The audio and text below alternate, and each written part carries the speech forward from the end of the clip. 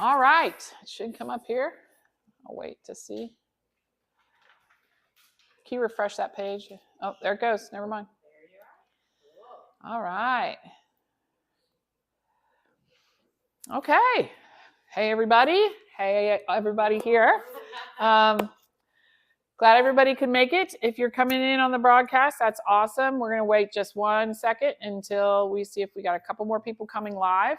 We're coming to you live from Wellington, Ohio. Yeah. So I'm excited to be here, and I'll introduce myself in 1 second. We'll just give people 1 second to come on in. There's definitely a screen delay.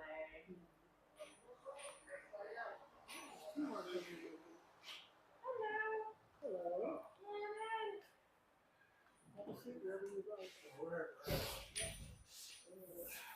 We are live, everybody, so be careful what you say. There is coffee, water, and some snacks back here if you need anything. Hey, Brad. How are you? How are you? Good to see you. For those of you online, sorry you're missing the snacks because they were delicious. Yeah, so there's a delay. There's a bit of a delay, so I'll try to remember that when I switch slides, but it's going to be weird, so you might want to look at me until I switch to the slides.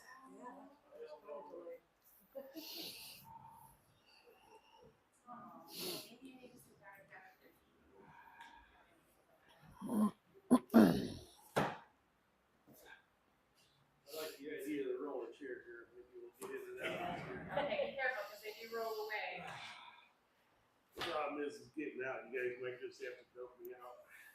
We'll just push it out to the car. For anybody that is live, comes in live, or if you watch this later, you can put questions in the comments, or you can put questions in the description in the comments for the video, and I'll get to them when I see them pop up.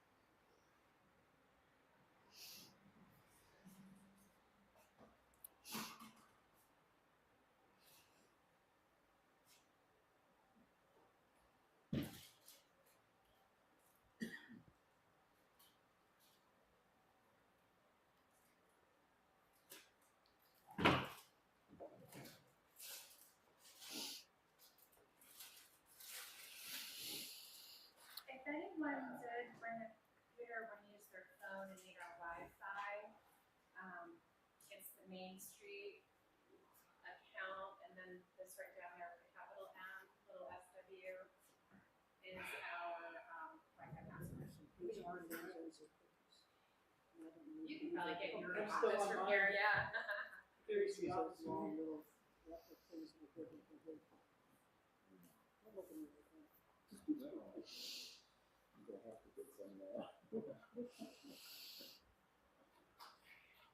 All right, well, I think we'll get started, if that's all right. So welcome, everyone, and I want to thank Jenny Arntz for having me from Main Street, Wellington. Thank you, thank you. This is brought to you by Downtown Middletown, Inc. and Google through a Main Street America grant that we have been working on over the last year. And so I want to thank Google and Downtown Middletown, Inc., as well as Main Street America. And I'm so glad we have some people live. I like live audiences, so that will be good. So I like to be alive. That's always a good thing.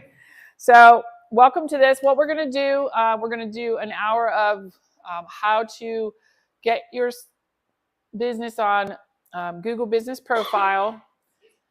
So that's on search and maps.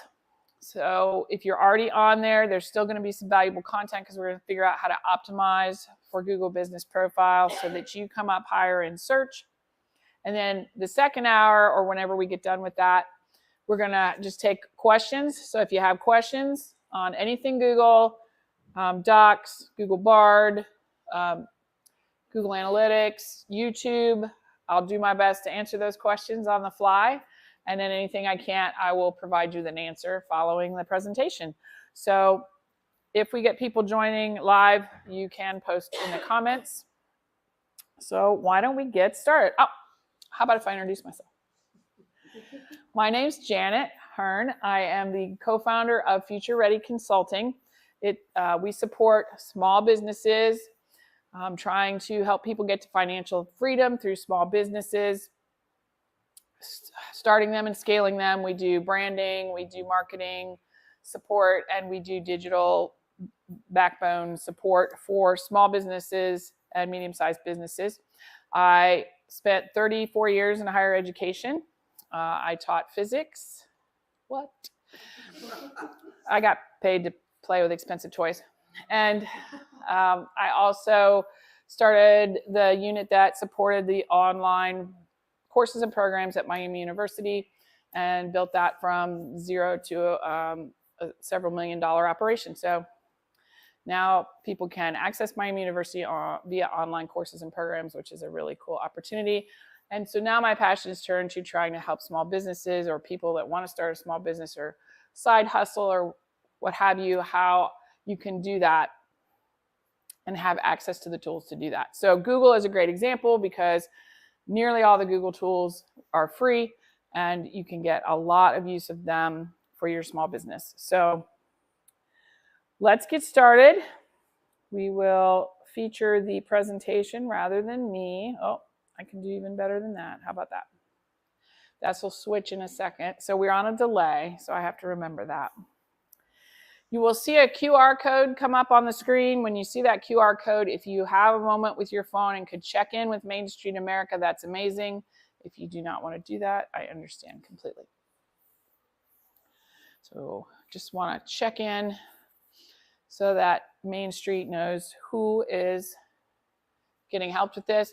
I will tell you that the goal for Main Street was to help as many small businesses across the United States as possible. There were 10 coaches in 10 different states, and we did live trainings, streaming trainings, national trainings, and we have helped over 80,000 businesses in that year. So we're really proud of that. That wasn't me, that was the whole team. So thank you to that program. And if you have feedback about the program, they would love to hear it.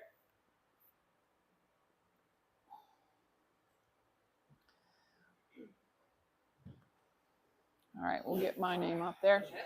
Bless you. All right, so let's get started. So today we're going to talk about getting your local business on Google search and maps. And if you have a phone or computer and you want to walk through with me, you can, or you can take some notes. Either way is lovely. All right. What we're going to go through today, we are going to talk about what is a Google profile, how to create it, how to manage it, and other resources at your disposal for doing your Google business profile. How many of you have been on Google in the last, I'll even give you a week, but I wouldn't even need a week, and said blah, blah, blah near me, or yes? All right, every day. Yeah, pretty much every day. So we're gonna skip the video because it doesn't show well on the screen, but that is what we do now. That is kind of the commonplace. We use our phone or we use a computer or tablet and say, blah, blah, business near me. Especially when we're traveling, if we don't know the area. So if somebody visits Wellington or another small town across the US, they want to know where food is. They want to know where they can stay. They want to know where they can purchase gifts and all those types of things. Well, the way that you can attract those people to your business is by having an active Google business profile, because that pops up on the screen and gives you a ton of real estate to display your business information for free. Now, if you look at Google search, commonly the top returns on a search are, they say ad or sponsored next to them. Those are ads people paid for. But your Google business profile that shows up nice and big is free. So here's an example of a company called Detroit Voltage. And you'll see the name. Shows up photos and videos of the company, some quick links. You're able to call, get directions, share it with someone else, or go to their website. You can see their location on the map if you want to drive there. You can see their hours, their phone number. You can actually click on that phone, even on your computer, and start a call with that business. And all of that real estate, and this is on a phone, it's much bigger on a laptop, but all that real estate is free. And that's the kind of real estate you want your business to take up.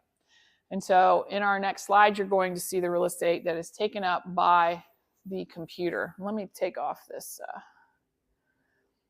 Let me take this off real quick so there we go, get a little more real estate ourselves. Okay, so over 18 million US businesses use Google's free tools for phone calls, bookings, reviews, requests, directions, and connect with their customers. So look at all that real estate. That is a ton of real estate on the search page for you to take up. And Google looks at your profile. Is it active? Did it have the keywords that people search for in the search? And that's how they determine who gets that real estate, how far away it is from the people who are searching. And so we're going to talk about how you can hopefully optimize your Google Business Profile to get it to show up in that high value spot without paying any money. So lots of people want to support local and small businesses. They just can't always find them. So that is why we want to get this out there so they can get in touch with you and find you.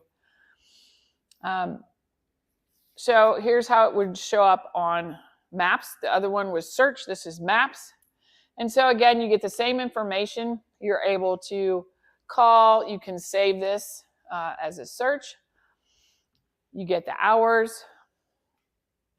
And you can see where it is relative to other businesses in your town or where you are at the moment. If you have any questions, feel free to jump in. I don't think we have any online folks at the moment, so I'll just answer your questions. So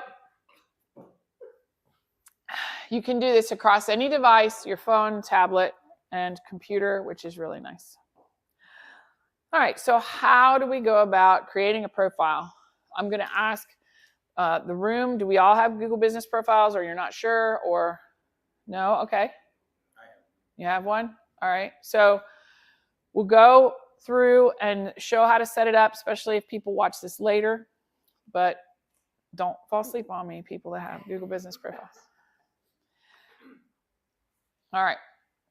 So the first thing you want to do, and the thing that gets everybody messed up, is you have to remember, if you have a profile, what Google Mail did you set that up? What Gmail account? Because if you're logged into a different Gmail account, when you try to bring this up, you won't be able to do anything with it.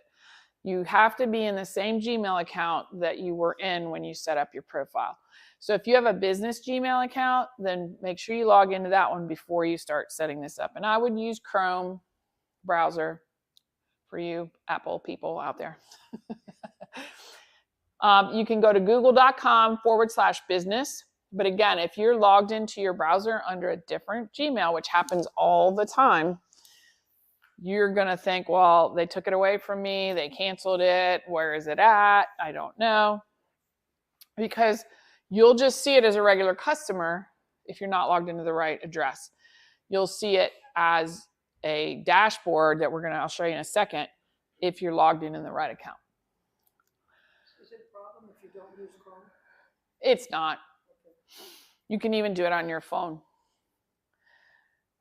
Chrome is easier to control the account you're in, but For some reason I just never got into that. that's fine. No big deal. Google will forgive you. All right, so when you get there, you can do the address I just gave you, or you can do maps.google.com. Either way will get you into your profile and allow you to set it up or to get back in and edit it. Okay. You'll just hit add your business. or you'll see a 3-line add your business, or you'll click on the map and say add your business. So you want to add your business if you don't have a profile yet already, and that'll get you off and running. Again, you want to have your Google account. If you do not have a Google account currently, you'll need to set up a Google account to use these Google tools. So think about one that will represent your business. You can have your own domain with your business name. That's a whole nother lesson, but you are able to do that. So make sure you're signed into the correct Google account. All right. First thing you're going to want to do when that pops up then is you're going to want to type the business name as you want it to appear on Google. All right. I suggest the one that you practice business as. I wouldn't make up some new name or some different name to try and boost ratings or anything. It's whatever your business name is. It may appear in the drop-down list already, and then you want to enter a business category. All of this is editable later, so if you think you're going to make a mistake, it's okay, because you can fix it later. All right, next thing. You want to determine if you're brick and mortar, so you have a location that people need to come to, or if you're a service-based business. My business is out of my home. I don't want people coming to my home, please. So I chose a service area. So you can choose a service area or you can choose a specific address. That's up to you, but this is where you can decide that. So do you want a store or office that they can come to or not? Yes or no. Then when you get to the next slide, you're going to want to enter your official mailing address. So what is the mailing address of your business? This is one way that Google's going to verify that you own the business. So you don't want to put something different in. Make sure you include suite, the numbers, buildings, all that stuff, because if you don't, then it won't be clear to people to find you when they need to find you. Can I bother you again? Sure thing. I don't own the business. I'm a realtor at a business. Oh, okay. So if I want to put something in, I'd have to put my company's name in, not my name. Yeah, if you're setting it up for the company, you would put it in for the company. So I can't just set it up for me. I don't know how real estate people work. So if they don't care that you do that, then do it for you. I don't know how that technically works with a real estate agency. Sorry. All right. If you chose no, that you didn't want your address listed, then you can choose a service area. And so, for example, I have the Cincinnati area. You could have, I don't know this area well, so you could have Wellington, and there may be a greater Wellington area that you could put down, a county or something. So you can put the service area down. Why do you want that? Because people want to work with people that they're near and that they know. So it's important that people know how far you'll travel or how far your deliveries are or whatever type of business you have. My service area, I ship stuff to California, Florida, Everywhere. Canada, Texas. So if you are an online business and you have little to no local presence, I'm not even online yet. I'm just a Facebook page. you're just a Facebook page away from Google. I know. That's all right. That's great. So this would be your bigger online presence than Facebook. This is going to, I don't even know, 10 times the people you're going to be communicating with. I got people that come from Cincinnati up to pick stuff up at my shop. Can I take something back with me? That's where I live. I could like. I actually got a guy that wants to come from Tennessee and pick up stuff. Wow, that's amazing. So I would still put here is your service area so they know how far they're going to be potentially coming. But, or you could put an address and just put, this is my physical address. But I also have a service area, but I service, I'll take a client. I'm going out to Arizona on the weekend to try and get a client. So I'll service clients all over, but it just gives people an idea of what region of the country you're in. I've made deliveries to Florida and Kentucky. That's awesome. I hope you added a week to the trip so you can, there you go. I am. That's what I'm doing. So We can talk more, but even if you don't have a website, you have just the Facebook, this is going to expand your reach a ton, and you can still practice the way you've been practicing, but this is going to get you more notice, which will be awesome. All right.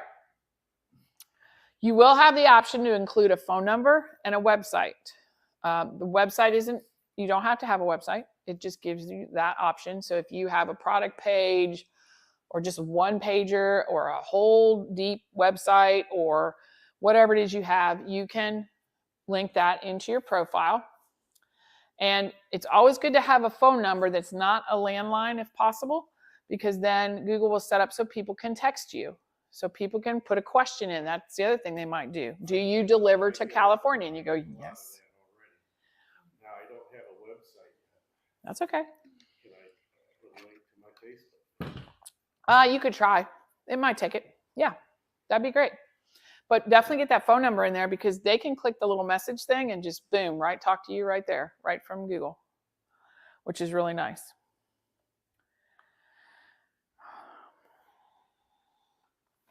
All right. So the next step that's really important is that you get verified, because they don't want people to steal your Google page. They don't want somebody to come into Wellington and take 10 of your pages away and put whatever they want on there. So it's important to get verified. It used to be really hard to get verified, but it's much easier now. You can get verified by phone, by text, by email, video, or postcard. So you will be needing to do this when you go to set this up. And you pick whichever is easier for you. Postcard takes about 5 to 10 days. They send you a postcard to the address you listed. And then, no, there's a little code you stick in there. But if you do one of the others, video, text, whatever that lets you do, that's usually within minutes. So it used to only be postcard. So I'm really glad they changed that. I was just going to say a little story about me going through this. Please do. I have I do self-storage, so I have 2 self-storages. Okay. Locations. They have addresses. Right. They have no mailbox. Oh. No mailbox. So the post office won't deliver that little postcard there because they drive by and there's no mailbox. Mm. I spent almost 2 years on my second location. My first location I got on somehow because after so many postcards, they finally let me verify it. My second location, until recently, the video one came up, and I was able to go out there and do a video. Great. Thank goodness. Otherwise, I still, after 2 years, would not be on Google because of that whole. That's a great story. So we just had a story that was told. I don't know if everybody could hear online, but if you don't have a mailbox or at your business location, you can't get the postcard.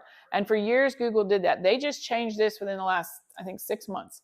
And so now you can do all of these other technical verifications because they got a lot of complaints about that. Or kids would take it and be like, oh, that's fun, throw it away. Or somebody think it's junk mail. Now, if you get phone calls, you will get phone calls from time to time, spam. You'll get phone calls that says there's a problem with your Google and you need to talk to us to get it fixed. That is not Google. Don't take those calls. It's not Google. It's usually a business that wants to say, we'll fix all this for you for $250 or $250 a month and we'll make your Google shine. Don't do that. What about the calls you get that supposedly are from Google or a representative of Google just before usually a holiday and they want you to update your business hours? Is that Google calling me? They should be emailing you. So they send me an email to remind me. It is probably one of those businesses, again, to remind you, but then when you answer, they're going to go, oh, you have trouble remembering that? We can take care of that for you. $100 a month and we've got you covered. So Google will email you and remind you about holiday hours. Or if you have a review to reply to, they will email you for that. But they shouldn't be calling you. I did have a Google Ads person call me the other day and I wasn't very nice to them because I thought it was spam. But I don't think it was because I said follow up with an email and then maybe we'll talk. But I'm not talking to you right now. And I kind of freaked them out. I think they were new and they were like, So if you operate a service-only business, you may need to enter your true business mailing address, but then it will not show on Google if you tell it not to. So they have my house address because they had to send me the card because I had to do the card too. But it doesn't show online because I don't want everybody to see my house. All right, so you have to get verified. There's lots of businesses out there that have filled everything in but never got verified. So just take that extra step to get verified. So it may take, they say 14 working days. It doesn't usually take that long anymore. So they will get that done, but you can still edit your info while you're waiting. And then they will verify you with your little check, and then you'll be good to go. But you can still edit while you're waiting. So you'll see the dashboard here. So if you're logged into the correct account, and then you will see the dashboard that looks like this, and you can edit your profile and do all this, and we'll go more through that in a minute. But all right. So how do we manage our business info? You're going to see that fly by, and then we'll move on. So this is the meat and potatoes here. This is how you get lots of information to your customers. You rank high, is going through the steps we're about to go through. So this is the dashboard you will see on your phone or your tablet or your computer. And this is what you want to edit. And we're going to go through each pieces and part of this. And if you look up in the upper right-hand corner where it says profile strength, you want that to be green and a solid circle. If it's yellow and a partial circle like it is here, that means you haven't finished all your information. And you probably haven't updated things recently because it's yellow. It'll be red if it's like, do you know you have a Google profile? Have you looked at it in the last 5 years? So Google likes when you stay active. If they think you're not doing this anymore, then they think you don't care about your business anymore. So they stop serving up your profile. So you want to get in there, and we're going to talk about how to keep it fresh so that Google thinks you're alive. And then you'll see that profile strength go to green, which is what we want. We want that to green. All right. So the first thing we're going to do is click Edit Profile in that upper left-hand corner. And you're going to put in your business name. You should have already done that, but double check that it's correct. Your category. So this is an example is Detroit Voltage. They put in that they're electricians. A description. We'll come back to that in a second. Location, your hours, and more. So this is all the information. And if you see across the top of that, in that blue square, you'll see across the top, these are each of the different pieces and parts you're going to work on. You can also scroll down and get to all these pieces and parts. So the description. The description, lots of businesses skip because they think, well, duh, I'm an electrician. Like, what do I need to say about that? But this is where Google pulls search keywords out of. So you want to have words in your description that people would search for. So for example, I can't read it on my screen.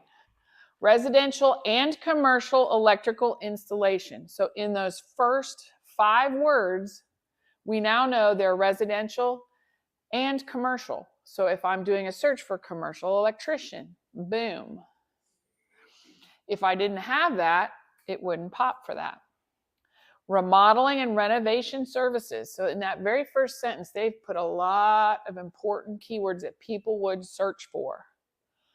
It then says what they do. They install light fixtures and they repair light fixtures, outlets, switches, relocate, put in fans, repair fans. So they put a whole list of all the different things they do. So if I were to put in fix my ceiling fan, boom, that would pop up. So you want to think about your customer. What would they search for that would make this come up? If you're struggling with this description, you could use AI. This is a great example of where AI would be helpful. You could use ChatGPT or Google Bard, and we can talk about that in the second hour. It's bard.google.com, bard.google.com. And you can say, in your own words, in a messy fashion, I'm an electrician, I do commercial, I do residential, I fix fans, I fix switches, go on and on in a just however sloppy fashion. And then say, please write a description for my Google business account that would attract customers. And it will write the description for you. Now, I would go look at it and edit it to make sure it's exactly what you do. But that's a great use of AI to help you if you're stumped. If you're just looking at this description box for an hour, don't leave it blank. Get AI to help you. That's my big tip of the day. And we can talk about that in a little bit. So you want to get that description full of words that people would use to search for your business. Now, a pro tip is to stand out with attributes. So you can click the more in the center of that blue square. You can click more, and you can choose attributes that are for your business. If you don't want to do this, that's absolutely perfectly fine. But here they have Asian-owned, Black-owned, LGBTQ+, Latino, women-owned. They also have veteran-owned. People like to support businesses that mean something to them. So this is really helpful when it comes to getting your business to the top of the page. Again, it's up to you. It's not required. All right, let's say you have a brick and mortar store. Do we have brick and mortar stores here? Or we do not? In the room? You all service based? Okay. Yeah, service based. All right. So I'll just go over this really quickly because it's really cool, but if you don't have brick and mortar, it doesn't matter. So Google has a service called Pointy. And you can get this tool sent to you that you can scan all your barcodes in your store. It will upload them into Google. So if somebody's saying, I need a pink certain kind of bike helmet, name your brand, I don't know, bike helmet brands. It will pop and say, oh, that's available in Wellington at this store.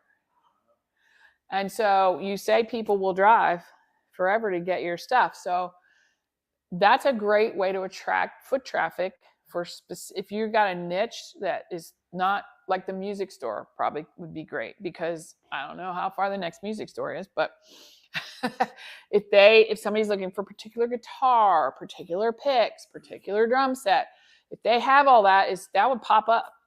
And where this is going, I believe, and this is not official Google, this is me speaking, Janet speaking, is they're going to try to compete with Amazon in that you do a search, Amazon pop, right?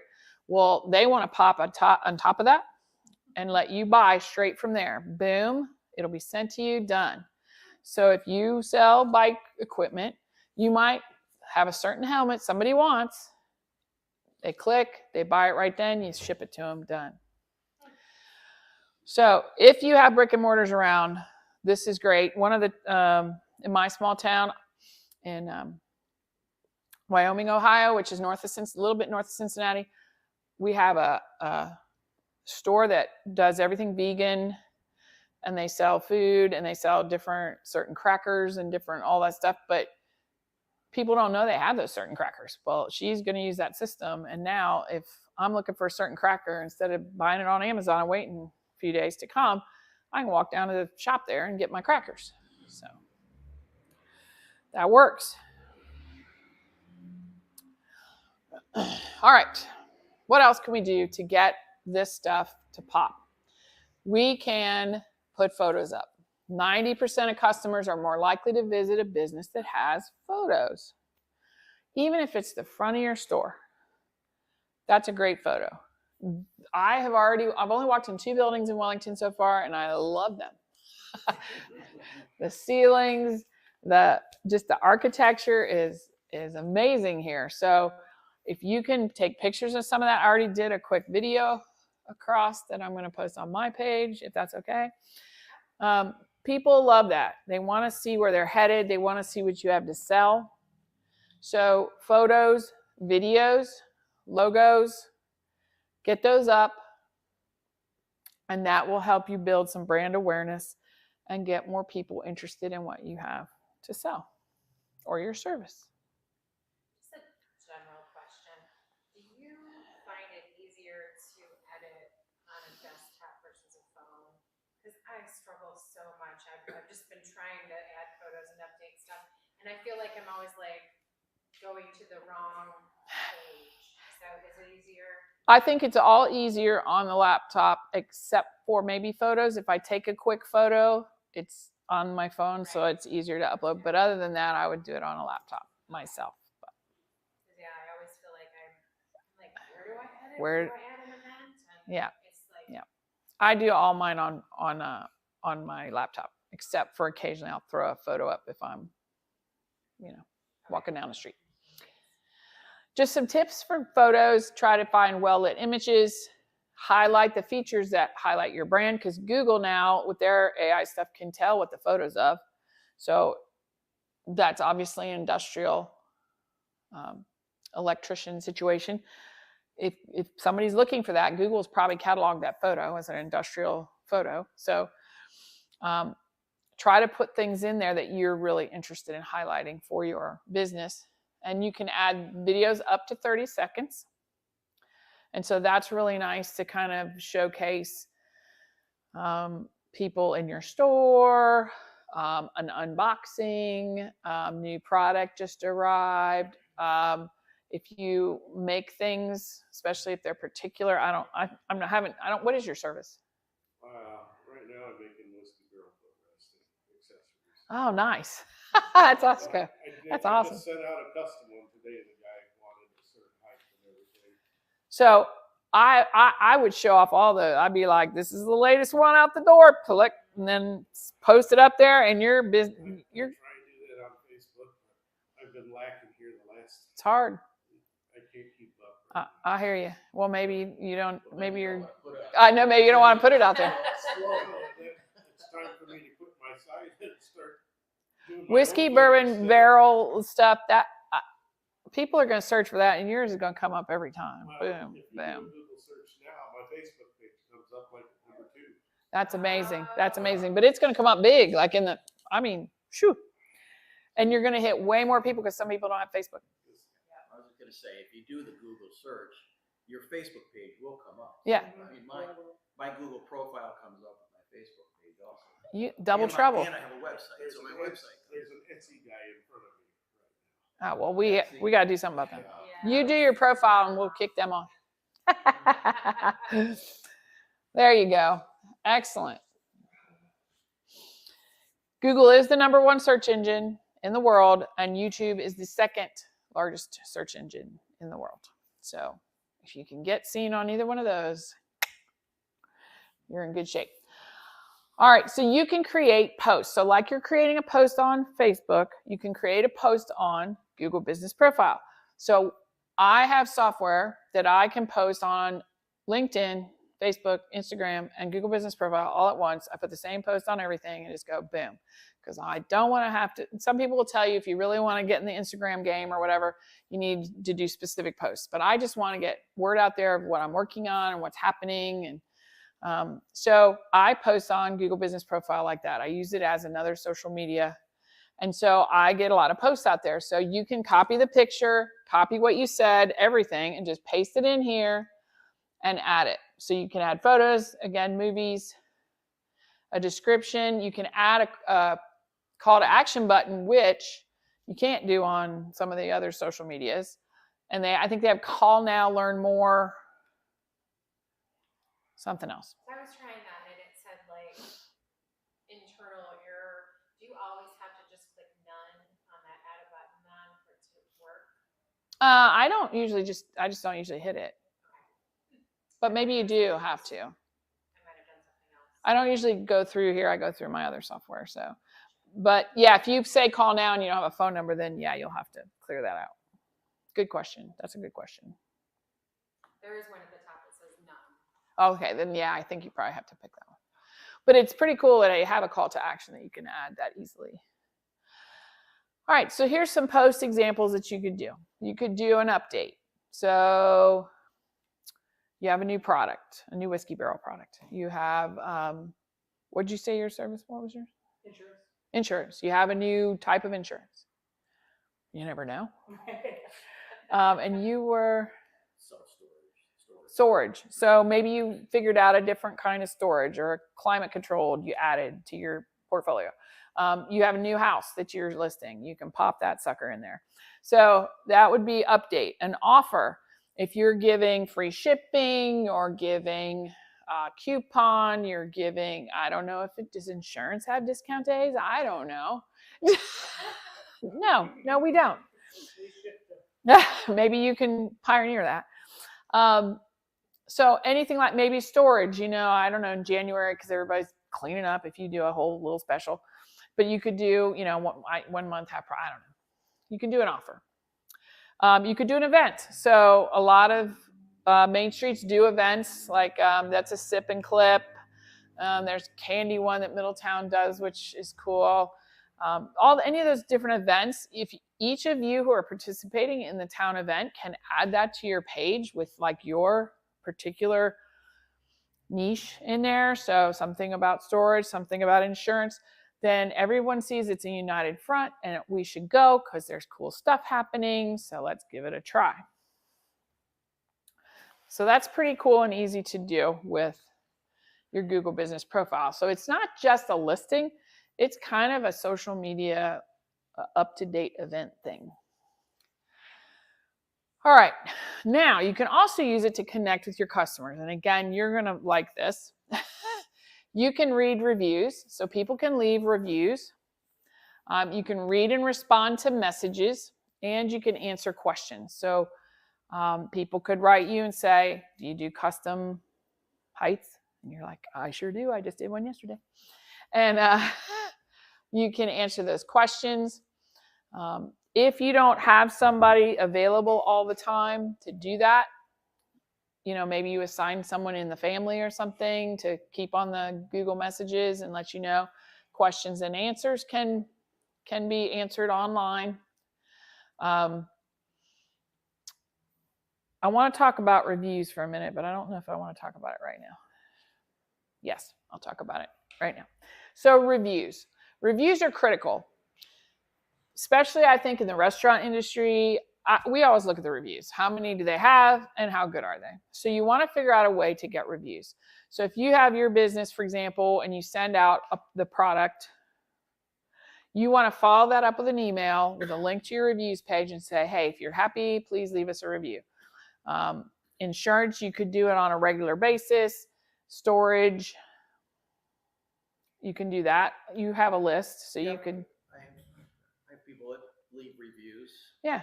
I haven't done a good job of proactively always saying, please leave me a review. It's hard to get into the habit of. We've started, so we have a link in our emails that offer the opportunity. Perfect. And that's since we've started doing that, it's really helped out a lot. That's amazing. People want to leave reviews, they just don't think of it. It's not that they don't want to, you got to make it easy. So another way, I've told this story, so if you've seen me present before, you've heard this story before, sorry, but I needed it. I blew a tire on a rental car in Atlanta, and I'm like, oh my God, what am I going to do? So I went to this place. He didn't even make us get out of the car. He jacked it up with us sitting in the car. He changed the tire, and he put it back down. I did have to go in and pay, however. So I went in to pay. He had a QR code on the door, next to the cash register, all over the place. And I handed him my card and I snapped the QR code. I left a review and he handed me back the credit card and said, could you leave a review? I'm like, I already did. And he's like, thank you so much. And they had tons of reviews just by making that easy. Restaurants, put it on the little napkin holder. I've seen that done so that you can leave a review while you're sitting at the table. That can be a double-edged sword. So let's talk about that. What if you get a bad review? So if you get a bad review, you want to respond promptly and politely. You want to try to take it offline as soon as possible. So, somebody says, my stuff got wet. I don't know. But you don't guarantee that it won't get wet. it just got wet. So then you say, hey, I'm so sorry to hear that. That's unfortunate. Why don't you DM me, or call me at my business number, and I'm happy to address that with you. You're moving it off Google so you two aren't fighting on Google. So that's what you want to do. You want to move it off Google. And then also, if you do something for them, say you give them a discount the next month, whatever, you're not broadcasting that to the world that you just did that. So try to get it offline. Thank happy customers. So if it's a great review, thank them. And people will respond. If you tried to address the situation with a person and they still are having at it, nobody's going to take that review seriously because you were polite and tried to fix it. If they're like, forget it, I'm moving all my stuff out, whatever. Be like, I'm sorry you feel that way. I'd still love to talk to you offline. And then, but people won't take that as seriously because you're standing there saying, I'm going to help you out. So that's the way to respond to those. And I know stuff doesn't get wet in your storage. I just made that up. So you want to deal with those, and people will see that. You want to thank everyone that gives you a positive review. Thank them, invite them back, stuff like that. Don't leave any personal information in your replies, though. That is really bad. All right, how are we doing here? Next, I talked about this already. You want to share via email, social media. Share that review link. The review link is within the Google Business profile there. Send that link out. Create a QR code. I do have a video on my YouTube channel how to do that if you need that. So you want to just lower the barrier of entry as much as possible to get people to leave reviews. Specific thing, Janet, I know one of the workshops we had before, you had mentioned, let's say you're putting up an ad or an offer or whatnot, and in it, if you put like your store's website or your phone number, it'll knock it out because it's on the actual profile. Is that still the case? I'm trying to remember what my point was with that. Because it was almost like, you were just adding that information, but it didn't like it. So Yeah, Google gets weird sometimes about, like, if you're, like, I haven't tried putting a coupon code. You might be able to do that. It doesn't want you to, I don't think it wants you to ask for the review within the Google thing. It wants you to take the link and put it in your other social and out there, because then I think it thinks it's redundant. I did do one what did I do? I remember telling that story. Now I don't remember the story. I did something that it got mad.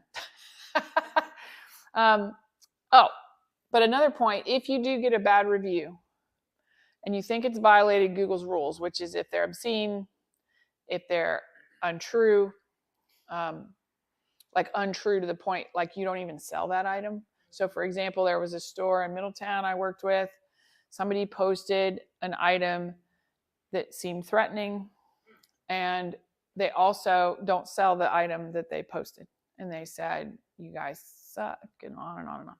So they wrote and asked for that to be taken down. Google said no. And the reason why Google said no is they use an AI. So the AI is the first thing that goes through. And I think the AI thought they sell that item. And the person was showing the item and saying they didn't like it. Well, they don't sell that item. So then she wrote back and said, we don't even sell that item. And then they did take it down. So you get 2 tries to get that pulled down. So I would do both, because the first pass is not, I don't even think it's a human that looks at that. So, but humans look at the second pass. So try twice and look up their code of conduct, because we use the words from Google's conduct to say, here's where it violates this, here's where it violates that. And they pulled it right down. So don't give up. They don't necessarily respond within 24 hours now, I will say. Sorry, Google. I know you're busy. You're very busy. All right, then you have an area that has reports. Reports are really cool because reports tell you how your Google profile is doing and what people are doing when they get there. So this tells you how many interactions. It tells you if they're making bookings, calls, if they looked at your menu, if you're a restaurant. You can actually make bookings through Google Profile. They can click, they see a calendar, they pick a time to come. That would be great for your business. Might be good for yours as well. And so then they can just book right through Google Business Profile. And it tells you how many people look for directions. So it gives you an idea of what they're using your profile for, and it might guide you as to, do I need to beef up my description? Do I need to post more? Why don't they understand my menu? It just kind of gives you an idea of what they're looking for. And you can click on all of those different tabs across there and see how many people have clicked. You can also, at the top there, change the time period. So you can do a month, a week, a year, so you can kind of see how things are going. I love data, so I really enjoy that. And finally, if you can't find the feature you're looking for, which you mentioned, click the 3 dots over there at the side, and you'll even get some more stuff, including notifications. So do you want to be notified when somebody messages you, books you? How do you want to be, or puts a review up? You can add a second profile if you want to. It'll show you all your business profiles that you have for that account. So you may have multiple businesses, and it will allow you to get help and send feedback, and then their terms of service. So if there's something weird that you can't find, check out the 3 dots. All right, so what should you do next? You should watch this video again with a computer in front of you so that you can put your profile up. Make sure you claim it, verify it, and then make sure your information is up to date and edit it. I recommend that you put on a calendar, I would say 15 minutes, half an hour, every other week, once a month. Check out my Google Business Profile. Go in there, make sure it's accurate. Is there a holiday coming up you want to put special hours for? They're really weird about that. They want you to have those holiday hours in there. They're like, put a picture up, put a post, just do something, because then Google knows how they're still alive, they like their business, they're working hard. And you could either do that or assign one of your employees to do that. You can add managers to your Google Business Profile. So if you have someone in the office that manages the office anyway, or that does things for the business, or if you have a child at home that you wish would help you out with the business, say, well, you know what, handle my Google Business Profile. So you can set them up as a manager, and then they can't delete it, and they can't do crazy stuff, but you can decide what they can do, and then they can help you manage that, and you won't have to worry about it as much. But I would definitely put it on the calendar. It's definitely worth it, because again, that affects how often they serve you up if you're active on there. I just said this, make a habit of reviewing and updating, add info, photos, and videos when you can, and then check out your data. So during that 15 or 30 minutes, look at your data, update your stuff, throw a picture or video up in there, if you know events coming up, do an event, maybe put a special up there, and then you can go back again in another 2 weeks or month. All right, resources, extra resources if you would like resources. They do have custom posters that you can use for posting if you're like, I don't know how to post. We do have somebody else online with us now, so that's exciting. Welcome. So you can put in your information, and they will provide you some social post templates, some reviews, and different things. So you can check that out. That's at g.co/marketing kit. So you can check that out. They want you to succeed. They want your business to thrive. So that is why they are providing these trainings and all this material. And these are all Google slides they provided. You can also check out their YouTube channel. My face is in the way a little bit here. Let me get my face out of the way. You can go to youtube.com/grow with Google. And there's videos on there. I also have some videos on my channel, futurereadyconsulting.org or Future Ready Consulting. If you search for that on YouTube, you'll find our channel. And I have business tips as well as Google tips. And if you send me a message and say, could you do a video on this? I'm happy to do a video on whatever you need. All right. And then if you are interested in some of their career certificates, they do have career certificates, including data analytics, digital marketing and e-commerce, IT support, and then UX design, project management, and cybersecurity. So some of these are free, some of these are paid for, but you can add skills to your portfolio if you're looking to change careers or do something new.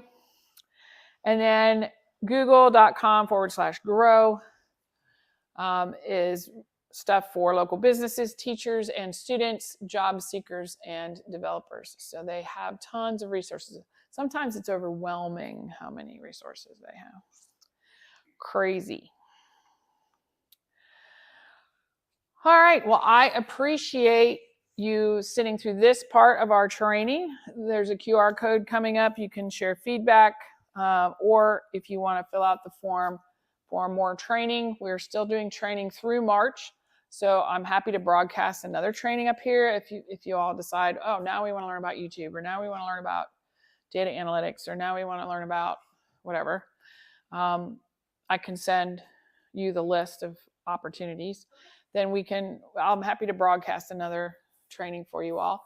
So that's my Grow with Google email, and I do have cards with me if you want my business one, because I don't look at that email a ton, but I will look at it. And Jenny knows how to get a hold of me. So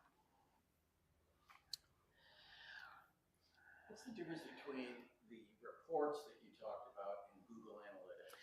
that's a great question. So the question, in case you couldn't hear it online, was what's the difference between the reports from Google Business Profile and Google Analytics? So Google Analytics will hook to your website, or if you have an app, but I don't find a lot of small businesses have an app, but it hooks to your website. So it provides a code that you paste into your website. And if you use any of the mainstream website things like Squarespace or any of those, it tells you exactly how to do it. So you hook up your website, and then it gives you so much data, you won't know what to do with it all. It'll tell you stuff like, it'll do stuff like how many, at what time of day people clicked on your website. It'll tell you how long, how many, yes, what was their age, what was their, if it knows, it'll tell you all these different things. It's more information you'll ever want to know, but it is nice because then, is there a page nobody visits? Maybe you should get rid of it, or just. And that's free? Yeah. So what if, I've got a website that was just custom developed by some guys, not made by one of the big website development companies. Okay. Can you still embed Google Analytics in there? Absolutely. And that person should know how to do that, unless, I bet they do. and you just say, hey, I got my Google Analytics account, I want you to hook it up, and it'd take them, don't let them fool you, it'd take them 10 minutes. Oh, he'll charge me an hour no matter what. Yeah, so it'd take about 10 minutes, and then they hook that up, and then you'll start seeing the data flow within a half a day.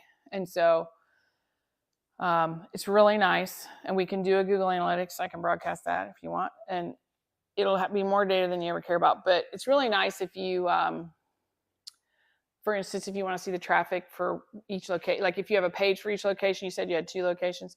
So are they all clicking on this one location and this one's not getting anything, and why? You can think about, why is that the case? Are they clicking here and it's full? And maybe you need to add a comment that says, well, if this one's full, I got another one real close by, or something. It just gives you ideas for how you can maybe change the navigation or information you need to add or something like that. Question for you. Sure. These are for businesses. I was thinking about a golf league I'm on. Oh, yes. and trying to get more people, and we're on Facebook, we have a web page and stuff. Can I do this? Google Business Profile for that. Yeah, probably. I don't know why they would stop you. Yeah, you can try. Sure thing. Kind of like a group. Kind of advertise you, yeah. It would be like one of the groups on Facebook, yeah. We do a Google thing and we get more people. Maybe one of them near me. You're not gonna get more people right now, but I need some more golf people. All right, I'm going to transition to sitting because I'm a little, And to We're out your here. point regarding the Facebook, I think I'm our good. Google Maybe a little profile bit. does have Thanks. our Facebook page linked on it as well. It does offer it as an option if you're thinking about it. You want me to put it right in there? Or yeah, if you have a bottle, just take it out. Thank you. 7 miles north, south. I'm on the county line. I'm on it.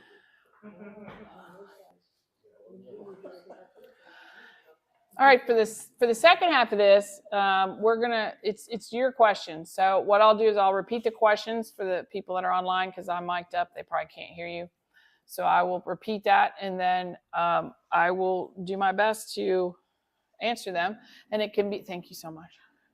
It can be about a Google product that I can pull up maybe for you, or it can YouTube, Google Analytics, Bard, which is the AI tool from Google. Any or just a general questions. I'm happy to answer them until you're out of questions. So what is the difference between Bard and ChatGPT? Great question there. So the question right now is, what's the difference between Bard and ChatGPT? So Bard is Google's product. ChatGPT is OpenAI's product. And the free version of ChatGPT, the data only goes till 2021. So if you put something in there, yeah, fun fact. If you put something in there that's past 2021, it won't know about it.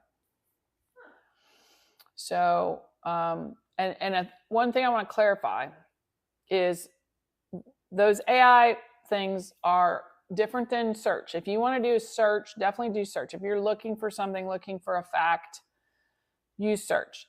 If you're looking for a page starter, an idea starter, something you know that's been done over and over. So for example, you could say, what are the steps to set up my Google Business Profile? It would go boop, boop, boop, boop, boop, and it would give you the steps, hopefully accurately. But but if you're looking for factual information that, for example, I asked for famous women quotes about something, and it put them out there, and then I found out some of them were not the right quotes for the right people. So it has what's called hallucinations, and it'll do some weird stuff. It hallucinates. But what I always do is I verify that information, and if you use Bard, in fact, I can pull it up here. If you use Bard, it'll take me a second, but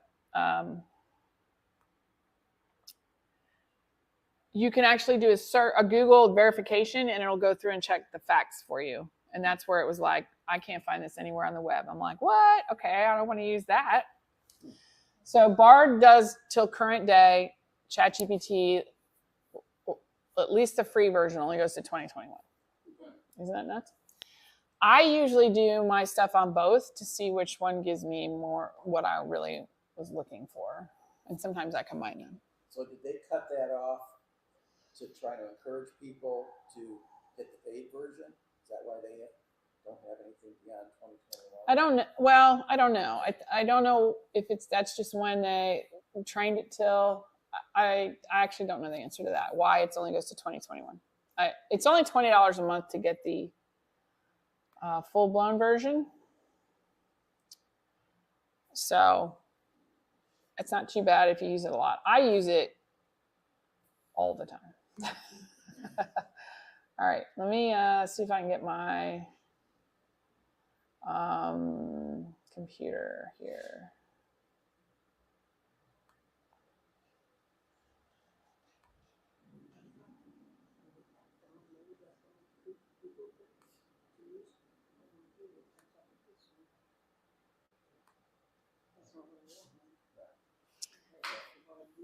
No, it was down lower.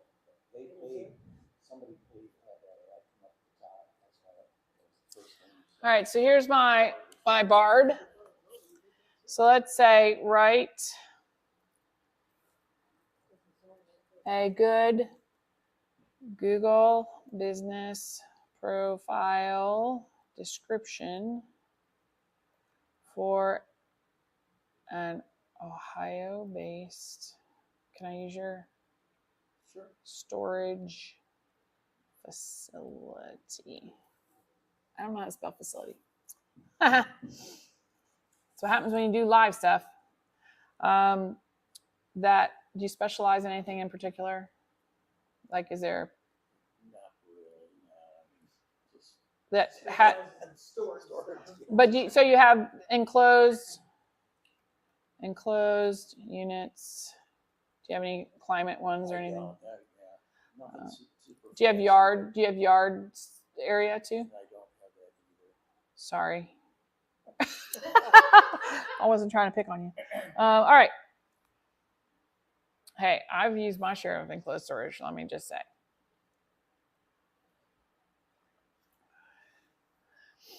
I could do all those things, I just haven't. That's okay. So here we go. Look at they wrote you a huge one here. Keep your stuff safe and sound with our enclosed storage units in Put Your City in Ohio. Whether you're decluttering your home, storing seasonal items, or need temporary space during a move. And then you put your name, has the perfect solution for you. Here's why we're the choice for storage in Ohio. Love it. It's right. So if you're like staring at a blank page for more than 5 minutes anymore in the world, stop staring at the blank page. Use Bard or ChatGPT. Stop staring at the blank page. Because That's amazing. It's awesome. nuts. I haven't used it. That's why I use it all the time. And you still gotta review it. Oh, You yeah. Make errors, like you'll have to check those things. Oh, yeah, I'm sure. Even for ours, I went through and told it, this is what we do, this is the year we started, those are the things I wanted to mention when you write it. And so it just put all of those points in, it's great. Now, is there one, I think I heard somewhere where you can even tell it kind of like the tone Yes. of Grammarly? Well, you can actually do it with so let me address that in 1 second. I just wanted to point out. Sorry. Do you offer climate controlled units, RV or both? So it's asking the same thing. So it says here's some things. It could have been. Here's things that you should consider. Online paying of the bills. So it actually adds some things to consider because you didn't mention it. So it was like, do you have these things? So, and then here at the bottom, you'll see Google search. So I hit the search key, and again, we're behind on the screen just a hair, so it's coming. And you will see a check. So this green means it found that on the web elsewhere. If it's red, it could not find it anywhere on the web, and that's usually a fact. Like, if I say somebody Janet made $1 billion last year, no, that's going to say I can't find that anywhere on the web. So it's like little facts like that. It's how you can fact check. But this didn't have hardly any facts, so there's nothing really to check. And that's why I like AI. Use AI with things that aren't factual. Use things. What I think of, am I reinventing the wheel? Has anyone written a Google business profile description? Why, yes, they have. So I'm going to try ChatGPT or Bard because people have done this. It has to be some variety out there. Has anyone written steps on how to advertise a storage business? Yes, boom. So you think about, what do you know other people in the world have done many times? It goes and finds all of that data and says, well, here's what we think is the best answer for you. I was trying to load that Bard on my phone here. It doesn't give me that option under my Play Store. It sends me to a chat thing, or it sends me to Bard Mobile. It says it's Library of Congress books. You got to do it in the browser. So it's bard.google.com. It's browser based. There's no app for it. Yeah. You can do it if you have Chrome or Safari or. I saw it on there, but I didn't, okay. Yep, you can do it. That's a great question though. And then you can tell it whether it did a good job. So getting back to your question, which now I don't remember the question, but I know what I wanted to say about your question. What was your question? The tone. Tone. So with any of those, the more context you can give it, the better the answer will be. So if we've said redo this with a lighthearted, there's so much fun things to tell you. If you tell it what tone, if you tell it what your business is, if you tell it, I'm trying to increase my website visits, if you tell it as much context as you can tell it, it will keep that in mind as it develops the answer. So you can say in a lively tone or whatever. We can redo this in a minute. And you can say a serious tone, professional tone, and it'll do different stuff. The other thing Bard does that ChatGPT doesn't do is you can say view other drafts. And when you click view other drafts, it has draft 1, then it has draft 2. And so this one is similar. Keep your belongings safe and sound with name your storage facility, your trusted Ohio-based storage provider. We offer a wide variety of enclosed storage units in a variety of sizes to fit your needs, from small lockers for seasonal items to spacious units for household furniture and vehicles. And so and then this one goes down the road of why should you choose a storage facility or what's important, and then it tells all that stuff. So, and then it says additional services. And of course, if you don't like to do vehicle storage, then you would cut that out. Or if you don't like to do moving assistance, you would cut that out. Get a free quote. Here's our phone number, but I don't do that in Google profile. It's already there, so you don't have to add it. So, and you can also click this button that says do more, regenerate the drafts. I don't like any of these. You can click the speaker and it will play it so you can listen to it if you don't want to read all that. And then you can also edit. So let's say in a, what kind of tone do we want to do? Whimsical. Oh, whim.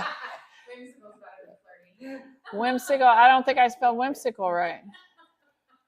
Did I? I did spell whimsical right. Look at me. All right, we're going to update this. It's going to regenerate, and you're going to have a whimsical storage description. Tuck away your treasures at Tinkerbell's Burrow. I better see this on Google. Oh my God. Ohio's whimsical storage haven. Oh, adventurers, hoarders, and dreamers. Yes. I love it. Call all adventurers, hoarders, and dreamers. Yes. I see a rebranding. That's a t-shirt. Woo. I think you got a whole new thing ahead of you. I got a lot of orders and dreamers too. Yeah. Fear not, weary wanderers, for Tinkerbell's Burrow is here to sprinkle some magic on your storage woes. Holy crap, this is funny. Snuggle-sized units, family-sized dens, and grand adventure vaults. But wait, there's more.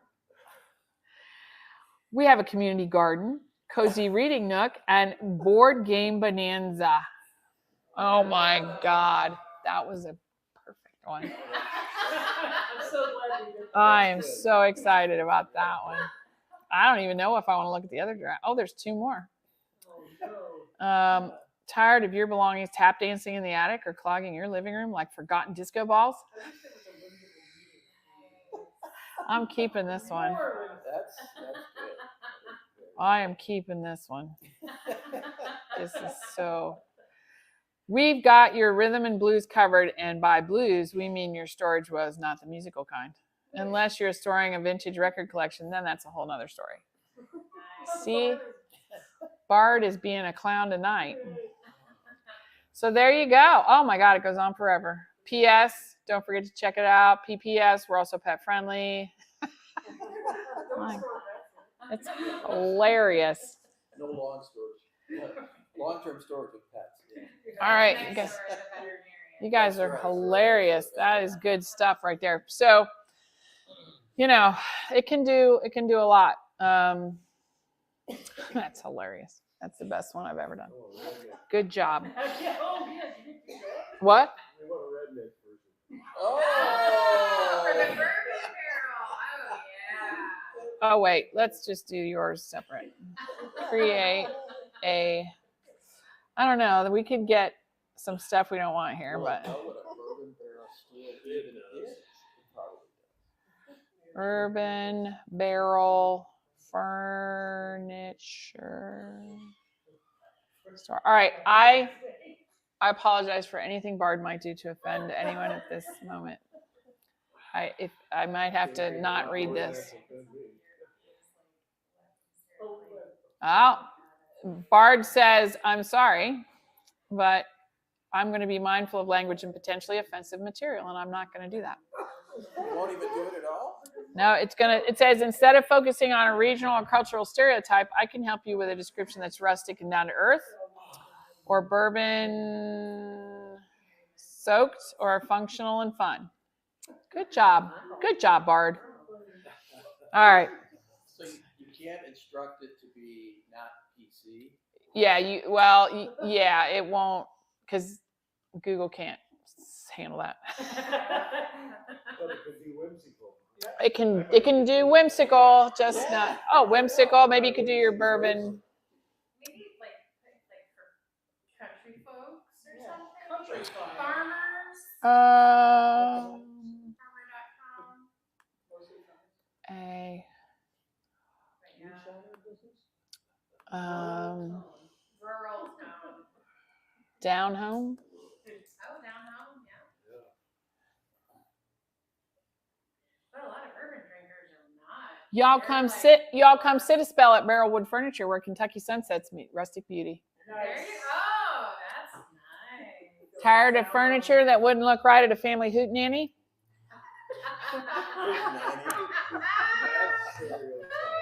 We ain't got none of that fancy pants stuff here. Just good old-fashioned craftsmanship. Picture this. Sun dips low, painting on the porch swing with a warm glow. Crickets chirp, a lively tune, and the fireflies dance across the fields. You settle back in a rocking chair built from a Jim Beam barrel. There you go. Worn smooth by time and countless good times. Aha, that's the Barrelwood life. That's hilarious. There you go. Wow, it almost seems like you could just get a couple bottles of wine and just play with Bard AI. Yeah, you really do. All night long. You could probably write a book for you. You There can. you go. Absolutely can. Well, people are already doing that. I think. Yeah, They are. you're right. Now that's kind of sad actually, because you might not know that you're reading a book that was not written by a human being. Yeah, right. It's interesting because then that's a constant argument now as an artist. Especially that is like something Yeah. that's In interesting. higher education too. right? Yep. Yeah. Yeah. I have someone who's in a photography club, and he says people are using AI for pictures, and you can't tell. So they're just telling the people who enter their contest, we hope you're being honest and not using AI. Yeah. Right. Yeah, so we're talking about here, for those that can't hear, we're talking about AI and how it impacts higher ed and writing books and doing art. And so that's a whole nother session. One thing I did recently hear is social posts and it probably would apply to ebooks and stuff that are written solely by AI are not read nearly as highly as human written content. So one example I would give personally is when I would post YouTube videos. YouTube can, so it's my content that I put out there, and it captioned my content. But then I would say, write a YouTube description for the little box for me based on my content. So it's my original content. But then it write a description, and I just paste the description in for the YouTube video. So I did that for a few months, and then I decided that they were too long, and it goes on, and like I was like, I'm just gonna write my own description. So I wrote like just a paragraph of my own description of what I posted, and that one got more views than the other videos. So I feel like it may have had nothing to do with the description, but I've started just writing my own descriptions now because I wrote the content in the first place. It doesn't take me long to blah, blah, blah, blah. Short and simple. Yeah. The best. Yeah, and so I think maybe people could tell that was written, but it was still my content, but I wasn't writing that description, and it would put emojis all over the place and look all cutesy. And so I was like, so I'm doing that myself now, but I'm happy to put in, give me 12 social media posts about my business and give it a description about my business, and then it will, and I usually pick maybe 10 of them, and I rewrite some of them because I don't like the way the words it used or how it put it, or I don't do the thing it says I do. And then it's just for me a starter. Like it gets my brain going. And then, or it says ideas, like I'll say ideas, and then I'll say, well, give people a behind the scenes look at what you do. Oh, okay. So then I'll do that, or it'll say, it just gives you lots of ideas. You might be like, I don't know what to post on social media for my storage place, but yeah, and it could say, do a packing video, do a how to weed through your storage. So you're only storing the things you really care about, or I don't know.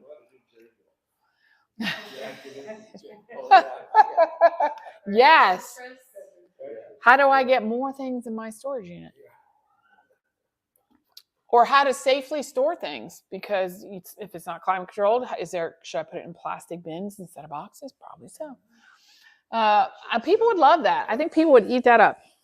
So it's just things like that, but it would give you a list of those things to help you. I feel like it's a brain jogger, so that I don't waste so much time staring at blank pages and going, what am I going to post today? Oh my God. Like that's just, then I turn on a YouTube video I shouldn't be watching.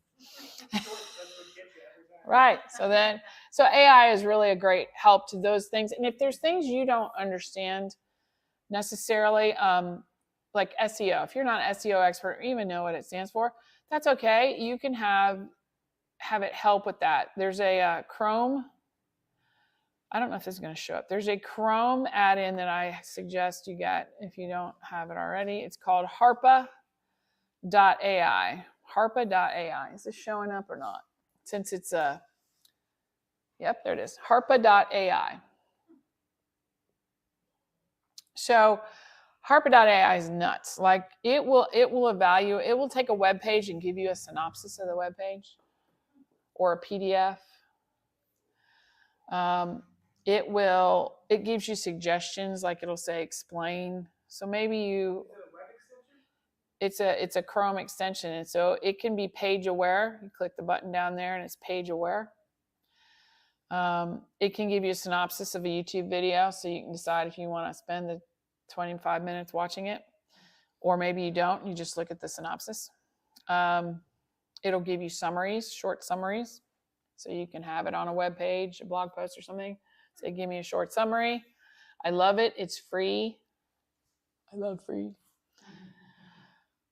This is what I was using to have it scan my YouTube description or thing and write the description. And it will plug in with ChatGPT, or it will plug in with Bard. You can switch it.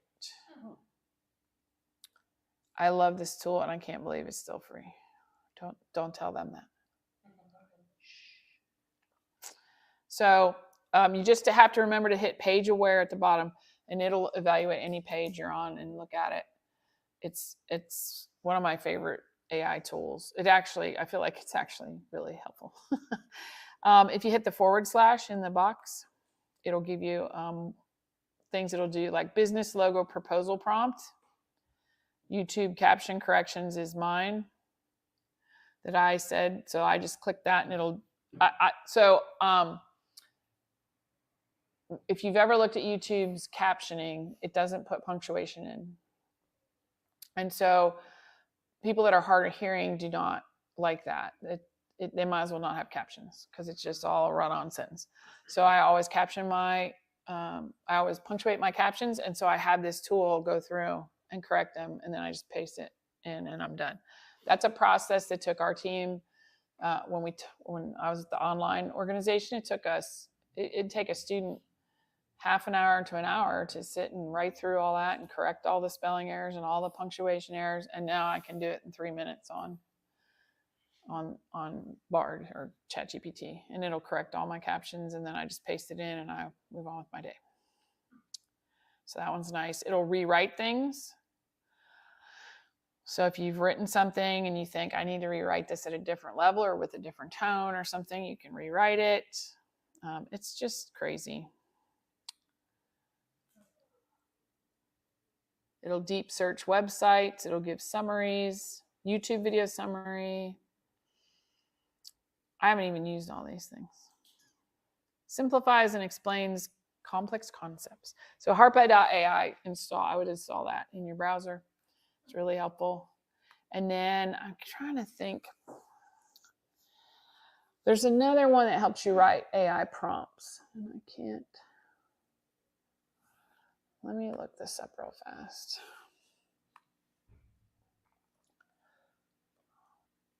Oh, that was it right there. I think.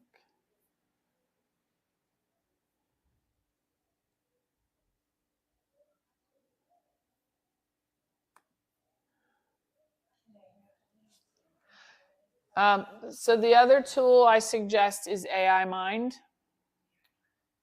AImind.so. AImind.so. AI Mind, M-I-N-E, or Mind. Mind? M-I-N-D. AI Mind, S-O. S-O. This one will write prompts for you. So you can, let me share my screen again real fast. Sorry, you have to flip around a little bit. Present, share screen. Share screen. It's coming, everybody, it's coming. All right, so AI Mind. It'll be up there in 1 second. I think. There we go. So you can try the prompt generator and say, what do you want to do? Anybody got an idea? A business thing. Right. Generate money from Main Street. What are ways that Main Street America, oops, 2 words, Main Street America local chapters is what we call it. Chapters can raise funds. Now, this is the prompt generator. So that would be the prompt I would normally put in Bard or ChatGPT, but this is going to tell us a much more in-depth prompt. So it says, as an expert in fundraising for local chapters of Main Street America. So it's asking it to act like an expert in fundraising. Oh, not helping us. Ask an expert in fundraising for local chapters of Main Street America. I need your assistance. Please act as a friendly advisor and provide me with a comprehensive list of ways that Main Street America local chapters can raise funds. Consider the following: community engagement, online fundraising, grant. So this is the prompt. So then you copy this prompt and put it into Bard. Yep. So I'm going to copy it. So, okay, It's reverse AI. so the prompt, okay, so the prompt is the question that you're going to ask. Correct. Okay, I didn't even get that. Sorry. Go on. All right, so I just put it into Bard. So it provides context, it provides more details, and you don't have to use it as is. You could just, you could edit it, but I said, why not? So here we go. I'd be happy to ask as your friendly fundraising advisor and help you unlock the treasure trove of funding possibilities for Main Street local chapter. Events, organized street fairs, farmers markets, holiday celebrations, historical tours. I'm skipping through partnerships. You can't see this, can you? Let me switch screens. Oh my gosh, we're doing all kinds of fun stuff. All right, let me switch. Share screen. Because there's really no fun if you can't see it.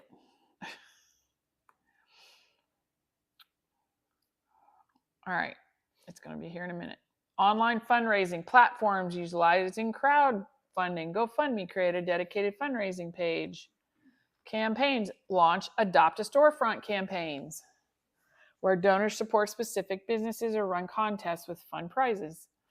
Social media create captivating videos showcasing the impact of your work.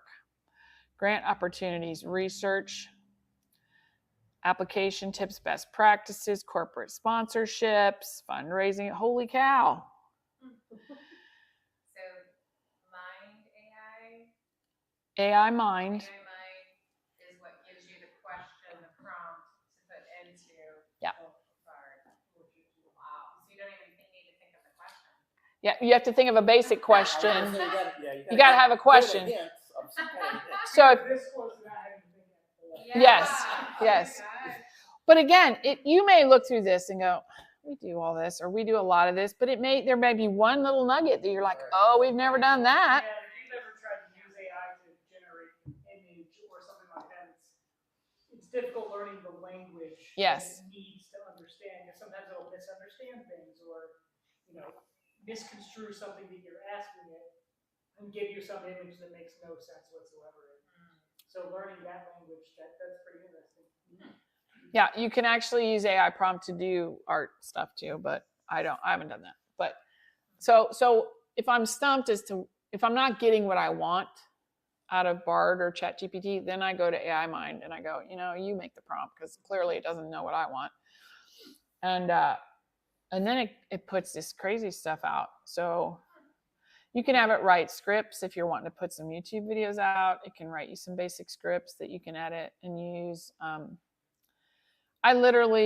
It's rarely a day I have not put something in Bard or ChatGPT just to idea generate. This is a good one. I didn't know it was going to give us all this. So as far as SEO or search engine optimization, Yes. with the regular Google profiles, does it automatically build some of that in, or is there a spot in there where you can tag? I know in the past there used to be, I thought, places where you could add tags.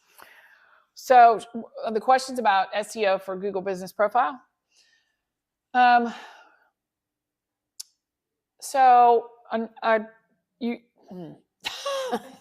have several answers for you. It does not optimize it for you. You could use harpa.ai on the page and say optimize, do an SEO check for this page, and it would give you suggestions. You could you could tag when you put posts in. So like if you post a picture or an event, you could put hashtags in there. Okay, so you pretty much do everything with hashtags then. Like on social, yeah. Okay. Because I know back in the day when I used to work with an SEO company, this was like kind of when it first started. When you were doing a website or anything, you just had to bold those words. I know it's not a lot like that anymore, but I just didn't know. Yeah, you would hashtag, or in the description, it'll pull those out for you. So here's another tool you might like. It's called Google Trends. So trends.google.com. Look at all the rabbit holes we've gone down.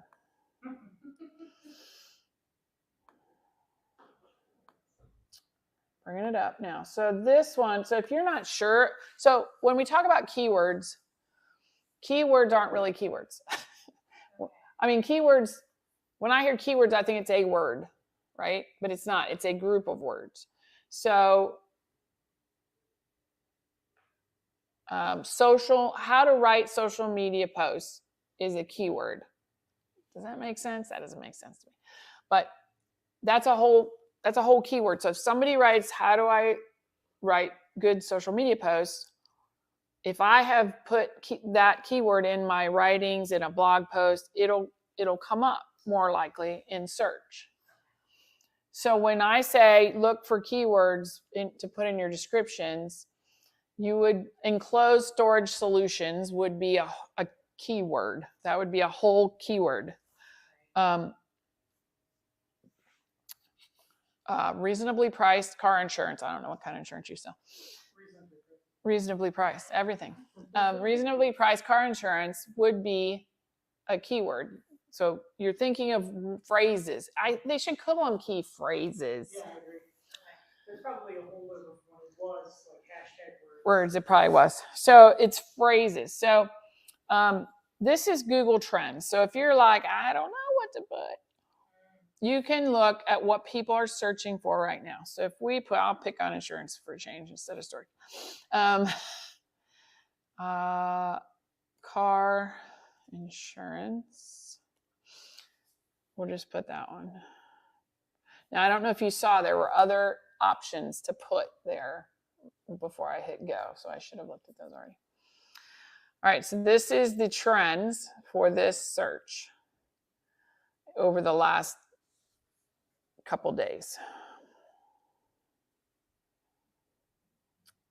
I wish it would do a little bit more time, but that's okay.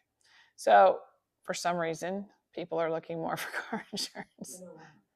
Why? I see the rates. Now, it also says, here's what other people are looking for. Why did car insurance get so expensive? A Geico customer service number. Why is car insurance going up? So people are concerned about car insurance price, but you could also, for sake of example, vehicle insurance. All right, the same thing essentially. Oh, I spelled it wrong. God bless it. All right, there we go. There we go. So if you're like, should I put vehicle or car on my website? Well, definitely put car. So the blue is car insurance. The red is how many people are searching for vehicle insurance. So don't use vehicle. Isn't that cool? What else could we put? Motor, car insurance. Truck. Fire. Auto. Let's do auto. Auto. That I cheated. I didn't think of that myself. All right, so that's in between. You might want to put both car and auto on your website because of that, but I would not even bother with vehicle. So this gives you an idea, even though you think you know what people or of course are looking for, you may not. Can you make that location based, or is it always going to be USA? Well, it's USA, but you can narrow it down and click on, I think you can click on the state here. It's not, there's Ohio, 67% car insurance, 4% vehicle, auto insurance, 29. Now, if we go to New, Michigan are searching for motor vehicle. Michigan is 46% car, 2% vehicle, and 52 auto. So they're higher in auto than they are in car. That's fun. Florida. Everybody's calling them cars in Florida, let me just tell you. That's my guarantee. Texas, car. Well, yeah. Let me see if I can see another flip state. That was weird that flipped in Michigan.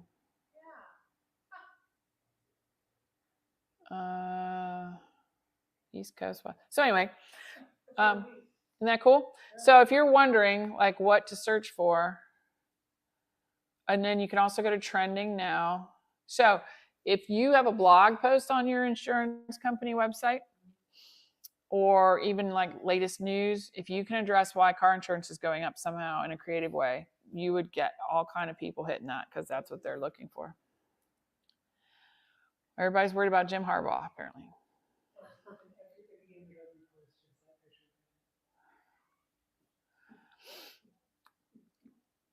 So that's one thing you can do is figure out, like if you're trying to think of a blog post or something to feature on your site, then you can, so this is 2024/topic. So you pick 2024, why is the car insurance prices rising or something? That would pop off. People are searching for character AI, iPhone 15, ChatGPT. So any way you can incorporate that in what you do, your business, you will get more traffic. No. don't do it. God almighty. I'm pretty sure they call it specifically vehicle insurance. But you could, if you could figure out a creative way to throw Timo on the website. Yeah, which Good is job. at the end, just put, like the whole thing about And we're not car Temu, insurance is- but not from Temu. but So not. flags everywhere. All right. What else? Any other questions I can? What is a QR code for? A QR code. Good question. I see them all the time. but Yep. I So QR code embeds a link in it. So it's a quicker way to go to a link with your phone. So if you get on your photo, if you pull up your pictures and you just put it over the QR code, you'll see the link pop up and you click it and now you're at a certain link. So it's a great way to get, if you want to lower the barrier for people to not have to type in the whole link. Did I put that at Google search engine too? You can put in, you should send that like in an email after you send a product, or you could put it on the receipt. for the review, Google review. People put QR codes on it for their reviews on receipts often. I It's have, just a cheater's way to get to the website quicker. I have a digital business card with a QR code. Oh, nice. So you can just, I can just show my phone to someone and they can put their phone over it, they'll Yeah. take the information. It takes you to a website. Yeah, it shows, it just shares my.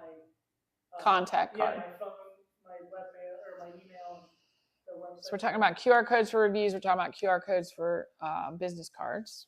It's almost like a UPC that Yes. all those bars, in it, if you can read it, it tells you all the product information.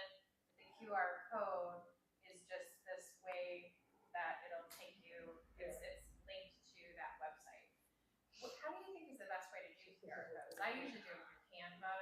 You can do them through but Canva. better.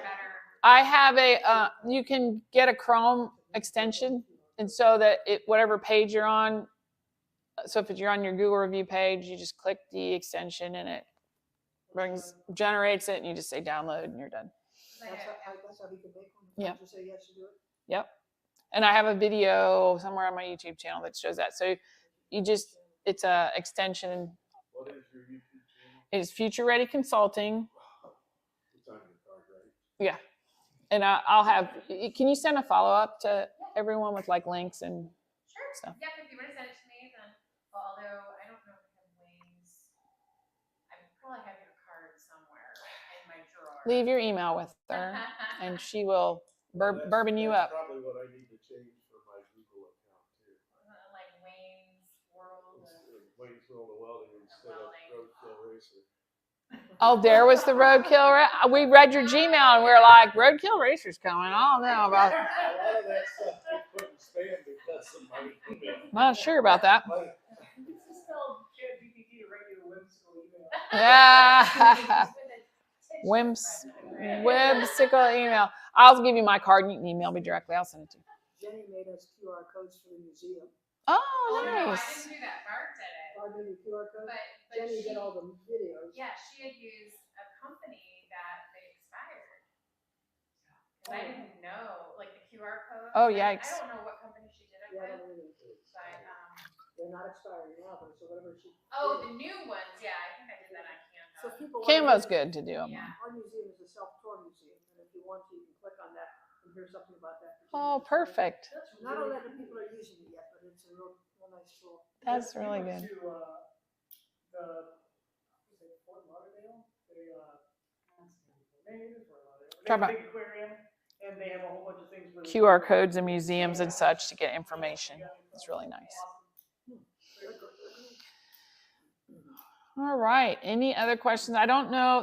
There's one person out there watching. I don't know if you have a comment. You want to post a comment. If you're unable to post a comment, it may be because you didn't log into your YouTube account. But if you do, you can post a comment and ask a question. Anybody? Who the mystery person is, really. Reveal yourself, Lipsy Lou. And you can always watch the recording of this later and zip through to the parts where we were hooting it up. So, any other questions I can answer? What would be the top 3 things that we all should do? Top 3 things that small businesses should do. Google Business Profile is number 1 because you're opening yourself up to millions of people around the world. And so that would be my number 1. I just actually did, figure out what you sell that's really like your main thing. So, and do that product really well and make sure you tell the world about it. Use social media, use your friends and family, use your email list, and don't be afraid to reconnect with your email lists because those are warm, sales, people that have already engaged with you at some point or another. It's funny that you sell insurance. I don't talk to my insurance agent, but every 3-4 years, I get a birthday card every single year. And that's usually the only card I get now because nobody sends birthday cards anymore, right? And I put it up on my board for a week and then I throw it away. And a calendar. Or 2. Somehow I got 2. Sometimes too. Yeah, we were just talking about doing birthday cards and Christmas cards that we should start doing stuff like that. I was in an accident in 2016, and every single year, the law firm sends me a birthday card. There you go. Every single year. It was like, this was a one and done relationship. Just what you want to remember. I don't want to be a repeat customer. But you're not going to forget them. And if somebody gets in an accident and goes, who would you recommend? You'd be like, I'll tell you right now, I got a birthday card hanging up. There you go. That guy was amazing. I think I talked him on being a lawyer. Oh. I'm gonna go grow organic tomatoes somewhere. There you go. So that is a great way to just warm up. So number one, Google Business Profile, warm up your email list. Your email list is your most valuable resource because nobody can take that away from you. You can't have your social media accounts shut down. You can't have your YouTube shut down, or Facebook can get weird, or whatever happens. But your email list is your email list. Like, that's your gold right there. So that'd be number 2. Number 3. If you're struggling in a local business or in a certain area, think of a way you can diversify so that all your eggs aren't in one basket. And that may not be easy, but I'm just going out on the limb here. Storage, you only got so many units, right? So if you can do YouTube videos about how to pack and sell packing items, or do affiliate links for packing items, that would be another source. That'd be a lot of time, but it's just another source of income, so that when you're full, or you're wanting to just layer on some additional income, then just think of ways you could layer on your expertise that you already have, so that if something goes awry, like, when COVID came through, people lost businesses because they only had one way to do it. If they were able, like restaurants, if they could pivot and deliver, or, take it to your car, they were fine. If they were not able to figure that out, then they were not fine. So that'd be my third. So Google Business Profile, that's pretty low hanging fruit. Go back to your email list, come up with an offer or a birthday card, or just a way to warm that back up, because even if they never use you again, they'll tell their friends who need that service. And then, just think of a way to layer on some revenue. If you're really got your product down or your service down and you're really good at it, awesome. See if you can layer on something so that you aren't stuck in a pickle if something happens. There you go. All right, I'm going to end this. Thank you, everybody.